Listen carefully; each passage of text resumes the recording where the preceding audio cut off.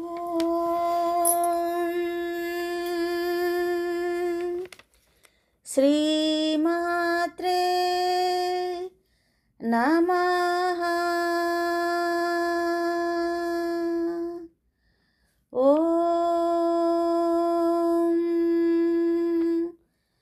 నమః శివాయ.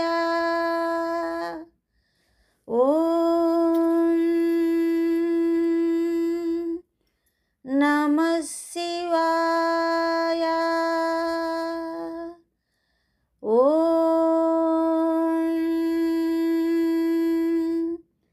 నమః శివాయ. మిత్రులందరికీ శుభోదయం. పతంజలి విరచితమైన ఈ చరణ శృంగరహిత స్తోత్రము లేదా శంభు నటనము ఆ పరమేశ్వరుడు నటరాజుగా చేసిన అద్భుతమైనటువంటి తాండవాన్ని మన కళ్ళ ముందు సాక్షాత్కరింపచేసేటువంటి గొప్ప స్థుతి. అదే నటరాజస్థుతి. ఈ స్తోత్ర రచనకు సంబంధించినటువంటి ఒక చాటు కథను ముందుగా మనం తెలుసుకునే ప్రయత్నం చేద్దాం. శ్రీ మహావిష్ణువు ధన్వంతరి రూపంలో అంటే అవతారంలో ఆయుర్వేద విద్యను అందించిన తర్వాత దేవతలందరూ ఆయన్ని ప్రార్థించారట. ధన్వంతరిని శ్రీ మహావిష్ణువు అవతారంగా భావించి ఆరాధన చేస్తూ ఉంటాం కదా. దేవతలందరూ కూడా విష్ణుమూర్తి దగ్గరికి వెళ్ళి మానవాళి అంత ఆరోగ్యంగా ఉండాలంటే, త్రికరణ శుద్ధిగా ఆరోగ్యంగా ఉండాలంటే మనస వాచ కర్మణ, అందులో కర్మణ శరీరానికి గొప్ప ఔషధం ఇచ్చావయ్యా, ఆయుర్వేదాన్ని ఇచ్చావు నువ్వు. మరి ఇంకా మనసా వాచ కూడా ఆరోగ్యంగా ఉండాలి అని అంటే నువ్వే వాటిని ప్రసాదించాలి స్వామి అన్నారట. మనం ఆరోగ్యంగా ఉండాలికి వైద్యం అవసరం. అది మన సనాతనమైనటువంటి భారతదేశంలో ఉన్నటువంటి ఆయుర్వేద విద్య, యుగ యుగాలుగా ఉన్నటువంటి. అయితే ఇక మనస వాచ. వాచ అంటే మన యొక్క వాక్ అనేటువంటి ఎలా ఉండాలి, మనసు నిర్మలంగా ప్రశాంతంగా ఉండాలి అని అంటే అది ఎలాగ ఉండాలి, అది కూడా నువ్వే ప్రసాదించాలి అంటే అప్పుడు విష్ణువు నవ్వి సమయం వచ్చినప్పుడు అలాగే జరుగుతుంది అని చెప్తాడు. సరే, ఈ నేపథ్యంలో ఒకరోజు విష్ణువు మనసులో శివుని యొక్క ఆనంద తాండవం చూస్తూ పరవశమై ఉన్నట్ట. శివుడు ఎప్పుడూ కూడా శివధ్యాన తత్పరుడు. అలాగే విష్ణువు ఎలాగైతే శివుని ధ్యానిస్తూ ఉంటాడో శివుడు కూడా ఎప్పుడూ విష్ణువుని ధ్యానం చేస్తూనే ఉంటాడు. శివాయ విష్ణు రూపాయ, విష్ణువే శివరూపాయ అని మనం భావిస్తూ ఉంటాం కదా. శివకేశవులకు భేదం అనేటువంటి లేదు, ఇద్దరూ ఒకే పరబ్రహ్మ చైతన్య స్వరూపులు. ఇలా ఆయన తనలో తాను రమిస్తూ ఉంటే, అంటే ఒకరిలో ఒకరు రమిస్తూ ఉంటారు కదా, ఆనంద పారవస్యాన్ని అనుభవిస్తూ ఉంటారు రమించడం అంటే. ఇలా ఆనంద పారవస్యంలో ఉన్నటువంటి విష్ణుమూర్తి బరువైపోతున్నాడట. ఆయన ఆదిశేషు యొక్క పానుపుపై పడుకుంటాడు కదా.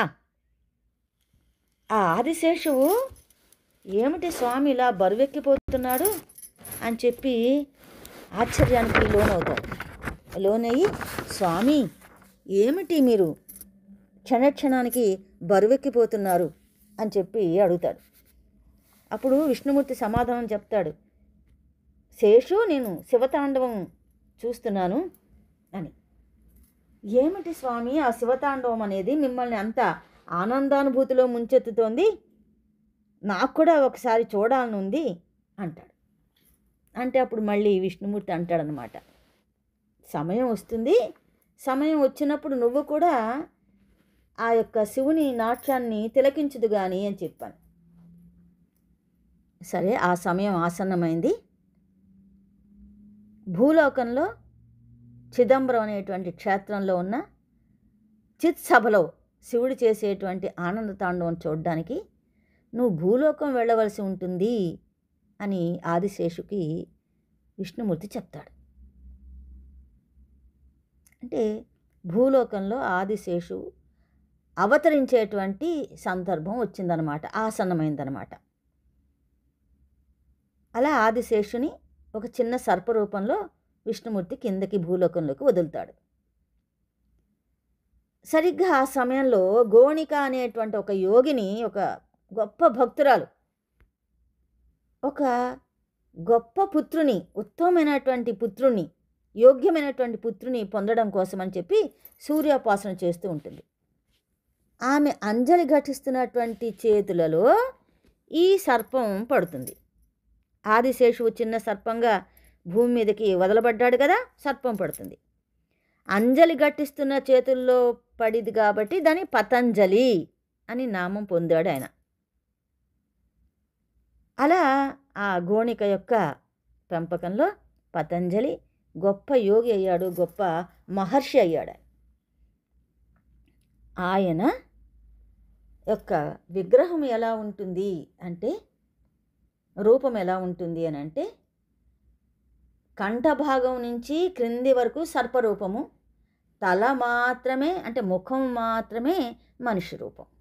పతంజలి అంటే కాళ్ళు చేతులు లేనటువంటి మనిషి సర్పము రెండూ కలిపినటువంటి ఒక ఆకృతిగా మనం మనసులో భావన చెయ్యాలి. పతంజలి మహర్షి యొక్క రూపము అది. ఈ పతంజలి మహర్షే ఆయన మనకి వాక్శుద్ధి కోసము వ్యాకరణాన్ని ఇచ్చాడు. మనస వాచ అన్నారు కదా, ఆ వాక్శుద్ధి కోసం అనేటువంటి అనేకమైనటువంటి యోగ సూత్రాలు ఇచ్చాడు ఆయన. శరీరానికి సంబంధించి యోగ శాస్త్రాన్ని ఇచ్చాడు.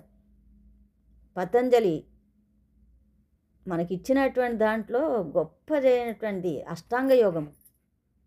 శరీరాన్ని మనస్సుని అన్నిటినీ కూడా అది ఒక నియమబద్ధమైనటువంటి దాని కింద మలుస్తూ ఉంటుంది. అంతకు మించినటువంటి గొప్ప యోగశాస్త్రం లేదు. వాక్శుద్ధిని ఇచ్చేటువంటి వ్యాకరణాన్ని ఇచ్చాడు. ఇంకా మనసుని ఆనందానుభూతిలో పొందేలా చేయడానికి ఆయన ఇచ్చినటువంటి స్తోత్రమే మనకి నటరాజ స్తుతి. ఈయన ఒకరోజు ఆ శివ తాండవాన్ని, ఆ నృత్యాన్ని చూడడం కోసమని చెప్పి పెడతాడు. వెళ్ళినప్పుడు అక్కడ నంది అడ్డుకుంటాడు. ఎందుకు నంది అడ్డుకుంటాడు? నువ్వు చూడడానికి వీలు లేదయ్యా, ఎందుకంటే ఆ నాట్యాన్ని తిలకిస్తూ ఆనందంతో పారవస్యంతో అక్కడ ఉన్నటువంటి వాళ్ళందరూ కూడా తమ చేతులతో భగవంతుని నమస్కరిస్తూ భజన చేస్తూ చేతులు తాడిస్తూ, అదేవిధంగా తమ కాళ్ళతో వాళ్ళు కూడా నాట్యానికి అనుగుణంగా చిన్నగా లయబద్ధంగా వాళ్ళు కదులుస్తూ వచ్చారు. నువ్వు కాళ్ళు చేతులు లేనటువంటి వాడివి, నువ్వు ఏమి అనుభూతి చెందుతావు? అందువల్ల నువ్వు లోపలికి రావడానికి, నీకు ప్రవేశానికి అనుమతి నేను ఇవ్వటం లేదు అంటాడు. శివుని దర్శించాలంటే నంది అనుమతి ఉండాలి. మనం శివాలయాలకి వెడుతూ ఉన్నప్పుడు ముందుగా నందికి నమస్కరించుకుని ఆయన యొక్క అనుజ్ఞతో మనం శివుని దర్శించాలి.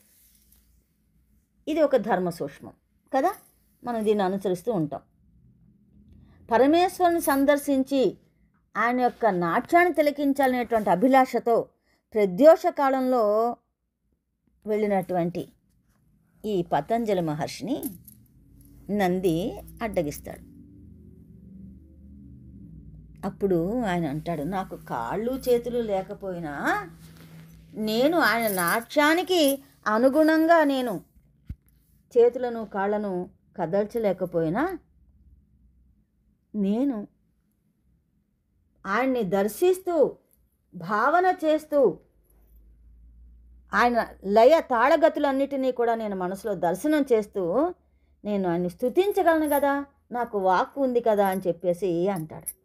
అని అలా పతంజలి నటరాజు యొక్క దర్శనాన్ని మనసులోనే ఆ నాట్యాన్ని దర్శిస్తూ ఆయన చక్కగా 9 శ్లోకాలలో స్తుతిస్తాడు.